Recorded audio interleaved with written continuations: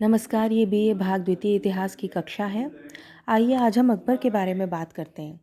अकबर का समय था 1556 से 1605। शेरशाह सूरी से हुमायूं परास्त हो चुका है और उसने अमरकोट में राजा वीर साल के यहाँ शरण ले रखी है। इस समय हुमायूं और हमीदा बानो बेगम के घर 15 अक्टूबर 1542 को अकबर का जन्म हुआ। हुमायूं ने अगले कई वर्ष निर्वासन में काटे। उसके भाई उससे बैर भाव रखते थे। उसका भाई था कामरान। उसने हुमायूं से काबुल को कई बार छीना। इन सभी कारणों से अकबर का बाल्यकाल बहुत ही संकटों में बीता। 5 वर्ष की आयु में अकबर की शिक्षा का प्रबंध किया गया। उसे शिक्षा में कोई रुचि नहीं थी, हालांकि घुड़सवारी और अस्त्र शस्त्र चलाने में वह निपुण हो गया। 1551 में उसे गजनी का सूबेदार बनाया गया और दिल्ली विजय के बाद अकबर को लाहौर का गवर्नर नियुक्त कर बैराम खां को उसका संरक्षक बनाया गया। इस समय अकबर की अवस्था 13 वर्ष की थी। जब वह अपने संरक्षक बैराम खां के साथ पंजाब को जीतने में व्यस्त था, उसी समय उसे हुमायूं की मृत्यु का समाचार प्राप्त होता है। तब 14 फरवरी 1556 को, जब वह 14 वर्ष का भी पूरा नहीं हुआ था, उसे मुग़ल सम्राट की पदवी दे दी जाती है। उसका राज्यारोहण किया जाता है कलानौर नामक स्थान पर गुरदासपुर जिले में। राज्यारोहण के समय अकबर पंजाब के कुछ भाग का नाम मात्र का ही शासक था, क्योंकि सिकंदर सूर अभी भी पंजाब में मौजूद था। आदिल शाह का सेनापति हेमू दिल्ली और आगरा पर अपना अधिकार जमाना चाहता था। काबुल का क्षेत्र उसके सौतेले भाई मिर्ज़ा हकीम के आधिपत्य से स्वतंत्र हो गया था। ग्वालियर, मालवा, बिहार, बंगाल, गुजरात, यहाँ अफ़गान स्वतंत्र हो गए थे और उत्तर भारत का अधिकतर भाग विद्रोही अफ़गान सरदारों के हाथ में था। सूर वंश के जो शासक थे वे अभी तक जीवित थे और विभिन्न प्रदेशों पर अधिकार किए हुए थे और दिल्ली के सुल्तान बनना चाहते थे। आर्थिक दृष्टि से भी अकबर की स्थिति कमज़ोर थी। दिल्ली और उसके आसपास के क्षेत्रों में अकाल था और हुमायूं ने खजाना उसे खाली दिया था। इसलिए अकबर को जो ताज प्राप्त हुआ वह कांटों भरा एक ताज था, यानी कि उसके सामने अभी बहुत सी मुश्किलें थीं, बहुत से चैलेंजेस थे, बहुत सी चुनौतियां थीं।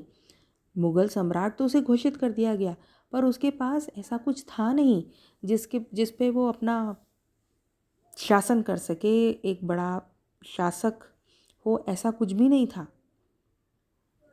तो उसे जो स्थिति प्राप्त हुई, उसे खाली खजाना, कमज़ोर स्थिति, चारों तरफ संकट, ये प्राप्त होता है। हम बात करते हैं बैराम खां के संरक्षण काल की। 1556 से 1560, ये 4 साल बैराम खां अकबर का संरक्षक रहता है। बैराम खां को वह खाना की उपाधि देता है, वकील सल्तनत या वज़ीर की उपाधि देता है। अकबर की प्रारंभिक कठिनाइयों का समाधान करने और भारत में मुग़ल सम्राट की सुरक्षा करने का श्रेय बैराम खां को दिया जा सकता है। अगले 4 वर्ष एक प्रकार से अकबर की सत्ता के ना होकर बैराम खां की सत्ता के थे। बैराम खां के पूर्वज फारस के निवासी थे और स्वयं बैराम खां 16 वर्ष की आयु से ही हुमायूं की सेवा में था। पानीपत के दूसरे युद्ध की बात करते हैं। यह युद्ध हुआ 5 नवंबर 1556 को। हमने बात की थी कि आदिल शाह का सेनापति था हेमू, यह हिंदू था।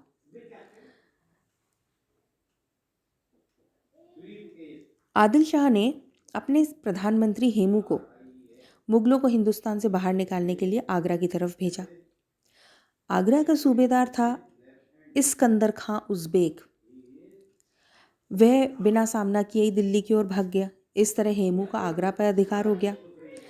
दिल्ली का गवर्नर था तारदी बेग खां और संभल का सूबेदार था अली कुली खां। यह दोनों भी बिना मुकाबला किए अपना क्षेत्र छोड़ के भाग गए।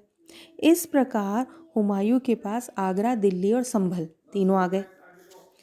अब हेमू ने स्वयं को दिल्ली का स्वतंत्र शासक घोषित कर दिया और विक्रमादित्य की उपाधि धारण की। यह बात ध्यान देने योग्य है कि मध्यकालीन भारत में एकमात्र और प्रथम हिंदू शासक हेमू हुआ जिसने दिल्ली पर अपना अधिकार स्थापित किया। पंजाब की सुरक्षा का प्रबंध करके अब मुगल सेना दिल्ली की तरफ आगे बढ़ती है। 5 नवंबर को दोनों सेनाएं आमने सामने आती हैं। हेमू का जो तोप खाना था उसने उसको अपने अग्रिम दल के साथ भेज दिया था। तब मुगलों ने अली कुली खां के नेतृत्व में इस टुकड़ी को हरा दिया और तोप खाने पर अधिकार कर लिया। बिना तोप खाने को भी 5 नवंबर को हेमू और उसकी सेना ने तोप खाने के अभाव में भी बड़ी वीरता से युद्ध किया। मुगलों ने भी वीरता दिखाई, लेकिन हेमू की विजय निश्चित दिख रही थी। तभी एक तीर हेमू की आंख में लग जाता है, वह बेहोश हो जाता है। इस कारण उसकी सेना में घबराहट फैल जाती है, अफवाह फैल जाती है कि वह मर गया है। उसे वह हाथी के हौदे से गिर जाता है। उसका महावत कोशिश करता है कि उसे सुरक्षित स्थान पर ले जाए, लेकिन एक मुगल अधिकारी उसे पकड़ लेता है और अकबर के सामने पेश कर देता है, जहाँ बैराम खां उसका सिर काट देता है। हेमू की हार के 2 मुख्य कारण थे। एक तो ये कि उसका तोप खाना पहले ही उसके हाथों से निकल जाता है और दूसरा कि उसकी आंख में तीर लग जाता है। पानीपत के इस दूसरे युद्ध के परिणाम भी बहुत महत्वपूर्ण थे, क्योंकि इस युद्ध के बाद मुगलों की स्थिति भारत में सुदृढ़ हो गई और मुगल वंश 1857 तक भारत में जमा रहा। हिंदुस्तान की सत्ता से अफगानों का अधिकार हमेशा के लिए मिट गया। इसके बाद आगरा पर भी शीघ्र अधिकार कर लिया गया। 2 वर्ष के अंदर ही दिल्ली के सिंहासन पर दावा करने वाले सभी सूर वंश के अफगानों को समाप्त कर दिया गया और मुगल सत्ता को अब उनकी ओर से, अफगानों की ओर से कोई भय नहीं रह गया। ग्वालियर और जौनपुर को भी विजय कर लिया गया। ग्वालियर को 1557 में जीत लिया गया, संभल को जीत लिया गया, अजमेर व मेवात जीत लिए गए। हालांकि उन्हें कंधार खोना पड़ा। तो बैराम खां के संरक्षण का ये जो समय था, इसमें कंधार की हानि हुई, लेकिन काबुल से लेकर जौनपुर तक और पंजाब से अजमेर तक का भाग, इस पूरे क्षेत्र पर अकबर की सत्ता स्थापित हो गई। बैराम खां के पतन के कई कारण बताए जाते हैं, पर मुख्य ये कारण थे कि बैराम खां का व्यक्तिगत व्यवहार, वह अकबर को एक छोटा बच्चा मानता था, जबकि अकबर अब 18 वर्ष का हो गया था और समस्त सत्ता अपने हाथ में लेने के लिए उत्सुक था, जबकि बैराम खां उससे व्यवहार उसी तरह करता था। वह शिया था, बैराम खां शिया था। अकबर के निकट संबंधियों द्वारा अकबर को भड़काया गया और अकबर स्वयं भी शासन को अपने हाथ में लेना चाहता था, इसलिए बैराम खां का पतन हुआ। बैराम खां ने मक्का जाने का निश्चय किया, लेकिन रास्ते में ही पाटन में अफगानों के एक दल ने उस पर अचानक हमला कर दिया और उसकी हत्या कर दी। बैराम खां की विधवा पत्नी सलीमा बेगम से अकबर ने निकाह कर लिया और उसके 4 वर्षीय पुत्र अब्दुर रहीम का पालन पोषण किया, जो आगे जाकर खान खाना की उपाधि धारण करता है। अगले 2 वर्ष 1560 से 1562 अकबर की संरक्षक थी महामंगा। इस समय बैराम खां का पतन हो चुका था और अकबर पर महामंगा और हरम की अन्य स्त्रियों का प्रभाव था। विंसेंट स्मिथ इसलिए इस समय को पेटीकोट गवर्नमेंट कहते हैं या पर्दा शासन कहा जाता है।